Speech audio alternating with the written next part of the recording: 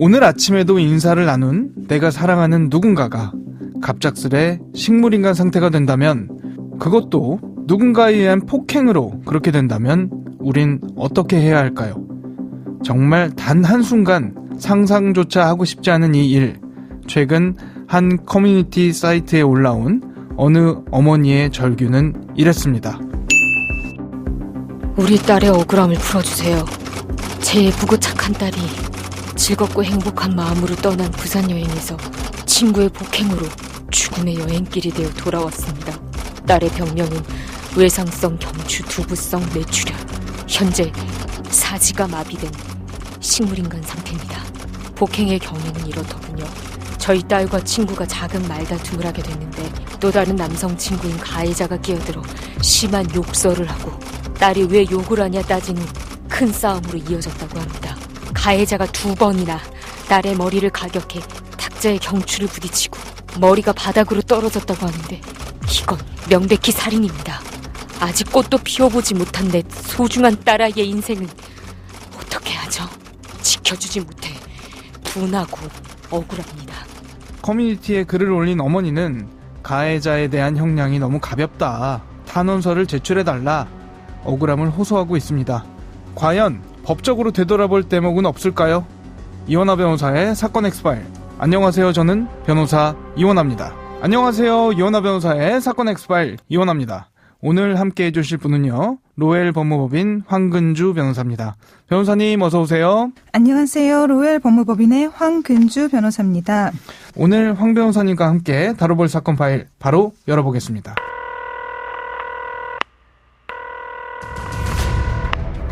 사건은 보이는 것보다 가까이에 있다. 변호사의 눈으로 냉철하게 바라본 사건 사고. 이원하 변호사의 사건 X-파일. 17번째 이야기. 우리 딸을 도와주세요. 오프닝에서 소개해드렸습니다만 어떤 사건인지 말씀 부탁드립니다. 네, 2023년 2월 6일에 피해자 여성이 친구분들 몇 명과 함께 부산으로 여행을 갔다가 발생한 사건입니다.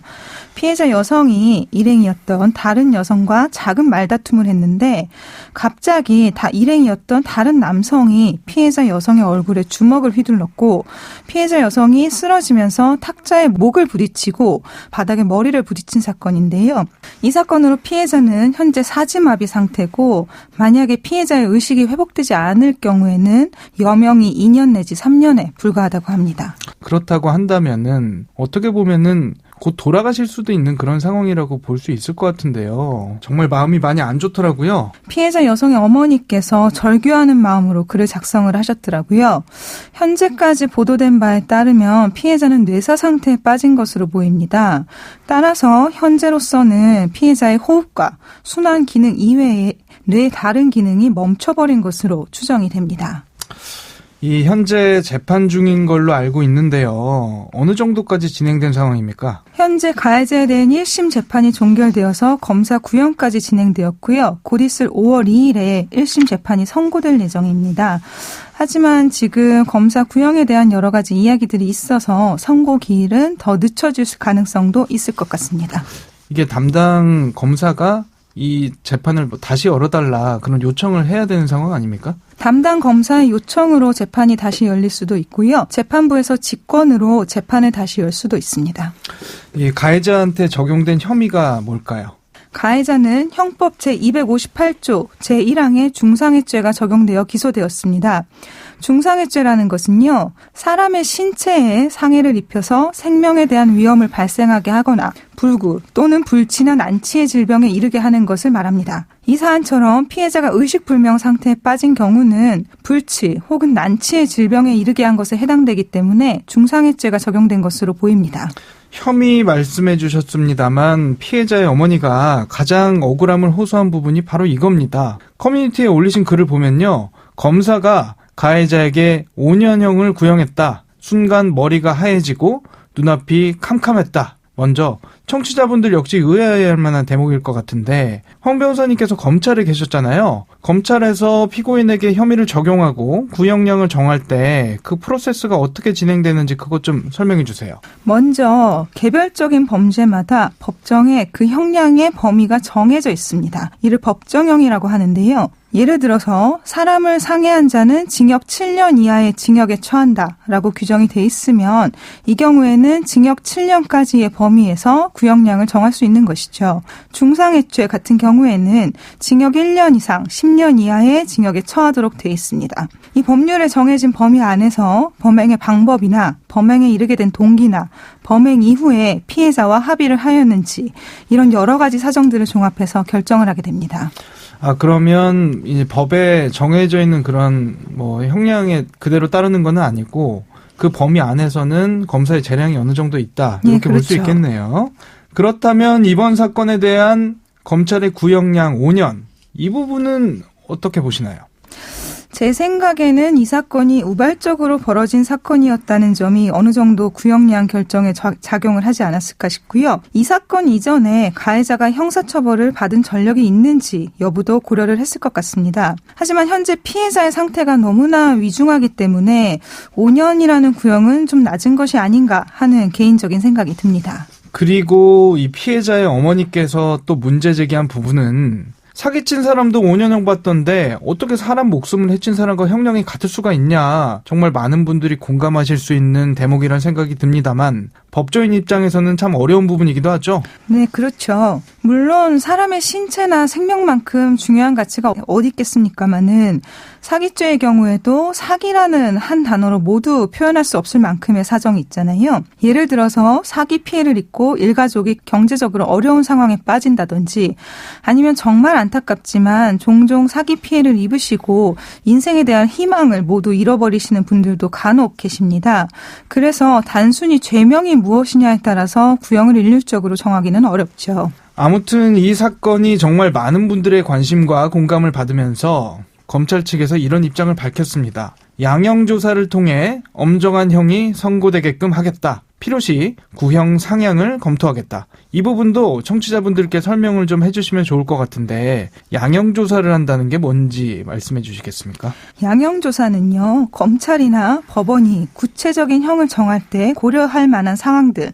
예를 들어서 범행의 동기라던가 범행의 방법이 어땠는지 범행 이후에 가해자가 피해 회복을 위해서 어떤 노력을 했는지 가해자의 평소 생활 습관이라던가 성향들을 전문 조사관을 통해서 두루 조사하는 절차를 의미합니다.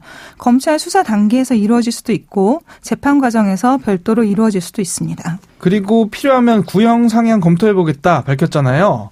황 변호사님 보시기에 현재 이 사건에서 구형량을 높일 수 있는 방법은 뭐가 있을까요? 아마 피해자 가족분들의 탄원이 있었고 이 사건을 알게 된 많은 시민 여러분들의 탄원이 있었기 때문에 검찰과 법원에서도 이 사건의 중대성에 대해서 다시 검토를 하지 않을까 싶습니다. 그렇다면 구형이 상향될 가능성도 상당히 있다고 볼 수 있겠습니다. 어머니가 또 억울하게 생각하는 부분 중에 하나는 가해자가 불구속 상태로 재판받고 있다. 이 부분이거든요. 특히 우리 딸은 식물인간 상태인데 가해자는 술 마시고 PC방 다니고 그런다더라. 사실 부모 입장에서 이런 이야기 들으면 억장이 무너지지 않을까 싶긴 하거든요. 그렇죠. 피해자 부모님 입장에서는 이게 얼마나 날벼락 같은 일이겠어요. 그런데 그 일에 책임을 져야 될 사람은 멀쩡하게 생활하는 걸 보시면 얼마나 속이 상하실지 말로 할 수가 없을 정도입니다. 사실 이 피해 정도를 고려하면 충분히 구속이 됐었을 수도 있을 것 같은데 구속과 불구속을 가르는 기준이 뭔지 그리고 만약에 이런 비슷한 케이스가 있는 경우에 어떻게 진행됐는지 이런 걸 살펴보면 좋을 것 같거든요. 일단 가장 중요한 기준은 가해자가 도주할 우려가 있냐 없냐에 관한 것입니다. 이 부분을 판단하기 위해서는 평소 가해자가 일정한 직업이 있었는지, 거주 형태는 어떤지, 가족들과 함께 생활을 하는지 아니면 혼자 생활을 하는지 이런 것들이 고려가 될 수 있고요. 가출 청소년이 생활비를 마련하려고 여기저기 떠돌아다니면서 도둑질을 했다면 피해 정도가 적더라도 구속이 될 수 있고 이렇게 일정한 거주가 없고 지금 풀어주면 앞으로 수사기관에 나올지 재판에 출석을 할지 여부가 불분명하다. 그렇다면 구속이 될 수 있습니다. 그러면 또 다른 구속 요건은 뭐가 있을까요? 그 다음으로 생각해 볼 수 있는 거는 얼마나 범죄가 중대한가 하는 측면인데요. 구속과 불구속을 가르는 기준들이 명확하게 구분이 될 수 있는 건 아닙니다. 하지만 통상적으로 범죄가 중대할수록 도주할 우려가 높다고 판단을 합니다. 그래서 살인사건이라든가 강도사건 같은 강력범죄의 경우에는 저지른 죄가 무서워서 도망할 염려가 더 높다고 판단을 하게 되죠. 쉽게 설명을 하면 실형 나올 가능성이 높으면 구속될 수 있다. 이렇게 보면 맞습니다. 될까요? 맞습니다. 네. 마지막으로는요. 범죄 혐의가 얼마나 소명이 되었나 이 부분을 또 봅니다. 이 사람이 이런 범죄를 저지른 것이 맞는지 아닌지 아직까지 현재 단계로서는 잘 모르겠다 싶은 경우에는 쉽사리 구속을 해서는 안 되겠죠. 물론 구속을 한다는 게 이 세 가지 요건만으로 판단을 하는 건 아니고 그 밖에도 증거를 인멸할 가능성이라든가 특히 스토킹 사건 관련해서는 피해자에게 또다시 해를 끼칠 가능성이 있는지 또다시 접근할 가능성이 있는지 이런 부분이 중요한 요소가 되겠죠. 그리고 이 모든 사정이 충족되어야만 구속이 된다고 판단을 하는 것이 아니라 전체적으로 판단했을 때 구속을 할 필요성이 있다고 판단을 하면 법원에서 구속영장이 발부될 수 있습니다. 이 사건은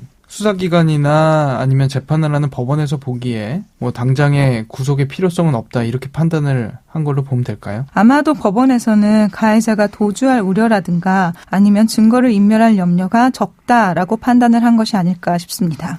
만약 황 변호사님께서 이 사건을 맡는다면 구형량을 높이기 위해서 혹은 좀 더 적절한 처벌을 위해서 다른 혐의를 적용한다든지 다르게 짚어볼 만한 부분은 없을까요?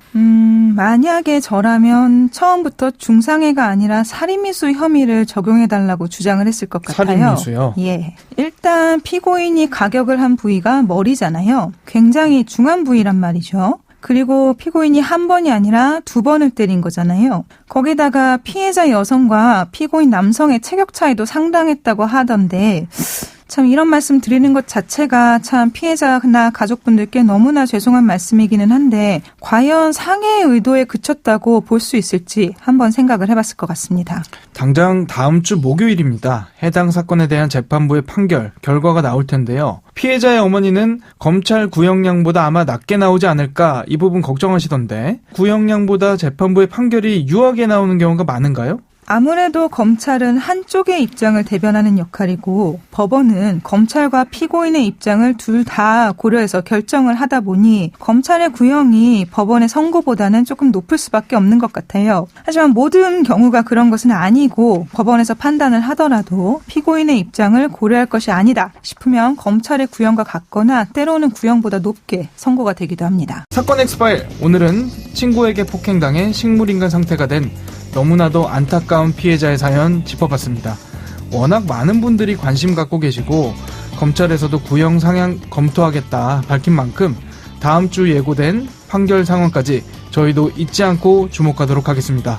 무엇보다 피해자에게 기적이 일어났으면 좋겠다는 생각해봅니다. 오늘 준비한 내용은 여기까지입니다. 끝곡은 넬의 지구가 태양을 4번입니다.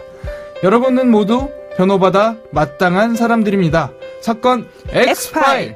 여러분 고맙습니다.